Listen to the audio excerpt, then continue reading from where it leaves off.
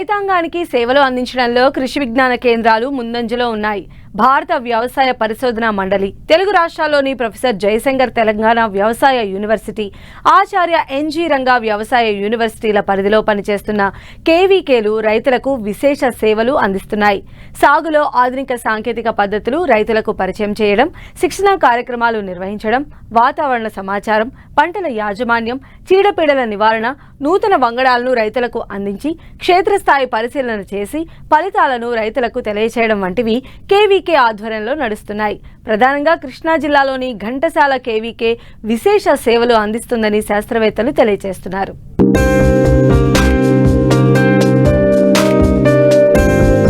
కృషి విజ్ఞాన కేంద్రం అంటే వ్యవసాయ విజ్ఞాన కేంద్రం అన్నమాట.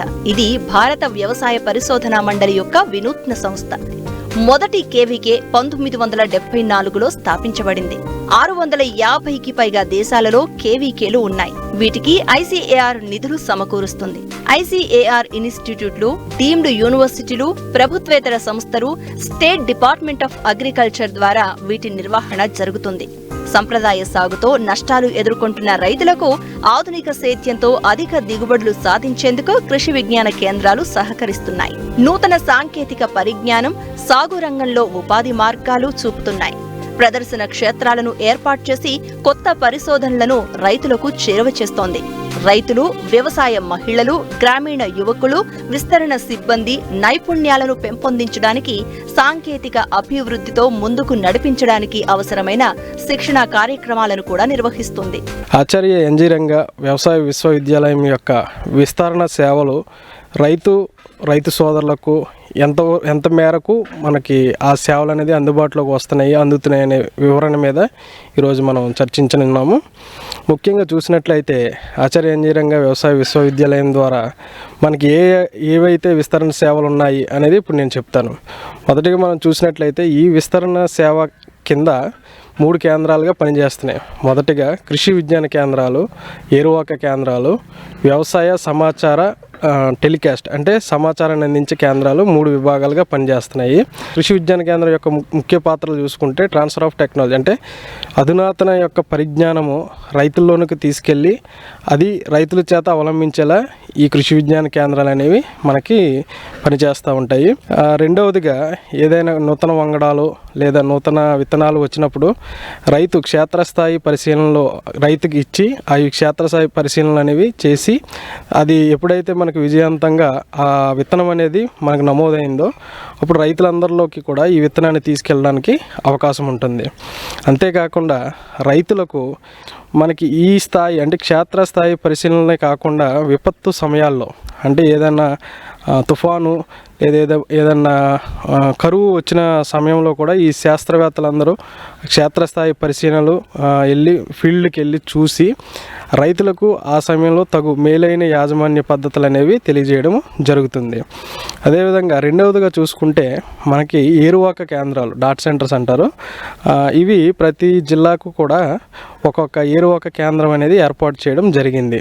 ఈ ఏరువాక కేంద్రం యొక్క ముఖ్య ఉద్దేశం మనం చూసినట్లయితే వనరుల సహాయంతో అంటే ఏదైతే మనకి నీటి వనరులు కానీ, భూగర్భ జలాలు కానీ లేదా పోషకాలు కానీ వనరుల సహాయంతో మేలైన యాజమాన్య పద్ధతులు పంటల్లో ఏ విధంగా తీసుకోవాలనేది ఈ ఏరువాక కేంద్రాలు అనేది చూస్తాయి. అదేవిధంగా విసిడీలు కానీ సీడీలు కానీ పెంపొందించి రైతులకు నూతన టెక్నాలజీ అంటే నూతన అధునాతన పరిజ్ఞానం గురించి కూడా అవి డిస్ప్లే చేయించి అవి వీడియోలు అనేవి ప్లే చేసి చూపించి రైతులకు అవగాహన అనేది కూడా కల్పిస్తారు.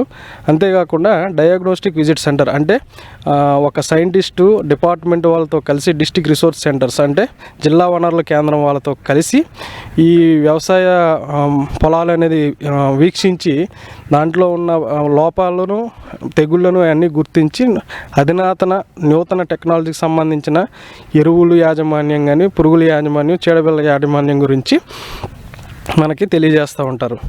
మూడవదిగా మన ప్రింట్ అండ్ పబ్లిషింగ్ మీడియా చూసుకుంటే వ్యవసాయ విశ్వవిద్యాలయం యొక్క మొదటిగా వ్యవసాయ పంచాంగము ఒక బుక్ రూపంలో మనకి ప్రతి ఉగాదికి ఈ వ్యవసాయ పంచాంగం అనేది మనకి రిలీజ్ చేయడం జరుగుతుంది. ఈ వ్యవసాయ పంచాంగంలో మనం గమనించినట్లయితే కంప్లీట్ అంటే మొత్తం రాష్ట్రం మొత్తం, ఆంధ్రప్రదేశ్ రాష్ట్రం మొత్తం వారంగా ఏవేవి పంటలు అనేది మనకి వేస్తున్నారు, దాని యొక్క కంప్లీట్ సమాచారం అనేది, పూర్తి సమాచారం అనేది ఆ యొక్క వ్యవసాయ పంచాంగంలో పొందుపరచబడింది. దానితో పాటుగా పశువుల యాజమాన్యం, తర్వాత గృహ విజ్ఞాన శాస్త్రం యొక్క సమాచారం కూడా అందులో పొందుపరచబడుతుంది. కేవీకే పెద్ద సంఖ్యలో విస్తరణ కార్యక్రమాల ద్వారా మెరుగైన వ్యవసాయ సాంకేతికతలపై అవగాహన కల్పిస్తోంది. విత్తనాలు నాటడం, సేంద్రియ ఉత్పత్తులు, జీవన ఎరువులు, మేలుజాతి పశువులు, పందులు, పౌల్ట్రీ జాతులు వంటివి కేవీకేల ద్వారా ఉత్పత్తి చేసి రైతులకు అందుబాటులో ఉంచుతాయి. జిల్లా స్థాయిలో ప్రభుత్వ, ప్రైవేట్, స్వచ్ఛంద రంగాల కార్యక్రమాలకు మద్దతుగా కేవీకేలో వ్యవసాయ విజ్ఞానం, వనరుల కేంద్రాలను ఏర్పాటు చేసి శిక్షణ ఇవ్వడం జరుగుతుంది. నూతన విస్తరణ పద్ధతులు ఏమున్నాయి అనేది కనుక మనం చూసినట్లయితే, మొదటిగా జెండా పద్ధతి అని అంటే రైతు ఎల్లవేళలా మనకి పొలంలో అందుబాటులో ఉంటాడనేది అవకాశం కాదు. కానీ ఎప్పుడైనా శాస్త్రవేత్తలు ఆ పొలం వెంబడి అట్లా దారివన్నా వెళ్ళినప్పుడు ఆ పొలంలో ఏదైనా సమస్య కనుక శాస్త్రవేత్త గమనిస్తే వెంటనే ఆ పొలాన్ని పరిశీలించి ఒక పత్రం తీసుకుని ఆ పత్రం మీద అక్కడ వచ్చిన ఇబ్బంది, దాని సమస్య, దానికి సంబంధించిన సొల్యూషన్ అంటే దానికి ఏం చేయాలనేది కూడా పూర్తి వివరణ రాసి అదొక కర్రకి గుచ్చి ఆ పొలంలో జెండాలాగా తగిలించడం అనేది జరుగుతుంది. రైతు మేము అంటే శాస్త్రవేత్తలు వెళ్ళిన తర్వాత ఎప్పుడైనా పొలం వచ్చినప్పుడు ఏంది పత్రం అని చెప్పి తీసి చదివితే ఆ రైతుకి ఆ పొలంలో వచ్చిన సమస్య మీద అవగాహన కలిగి వెంటనే ఇతరులతో పంచుకుని సరైన సమయంలో యాజమాన్య పద్ధతులు తీసుకోవడానికి అవకాశం అనేది ఉంటుంది. అదేవిధంగా రెండవదిగా చూస్తే గ్రామ దత్తత కార్యక్రమాలు. ఈ గ్రామ దత్తత కార్యక్రమాలు వ్యవసాయ పరిశోధన స్థానాలు, కృషి విజ్ఞాన కేంద్రాలు, తర్వాత కళాశాలలు కూడా చేయడం అనేది జరుగుతుంది. ఈ గ్రామ దత్తత కార్యక్రమంలో మనకి మెయిన్గా తీసుకున్నట్లయితే ఒక గ్రామాన్ని మనం సెలెక్ట్ చేసుకుని దాని అన్ని విధాల వ్యవసాయపరంగా మనం అభివృద్ధి చేయించడం.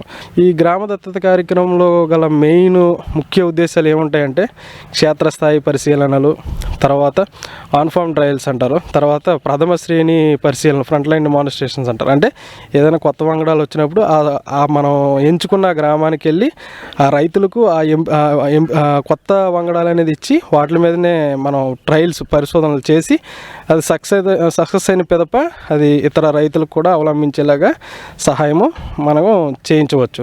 మనకి ఇంకా విస్తరణ సేవలు చూసుకున్నట్లయితే మన గ్రామీణ యువతకు కూడా శిక్షణా కార్యక్రమాలు అంటే తర్ఫీదునివ్వడం, మనకి వాళ్ళకి నచ్చిన సేవ దాంట్లో మనం తర్ఫీదు అనేది ఇవ్వచ్చు.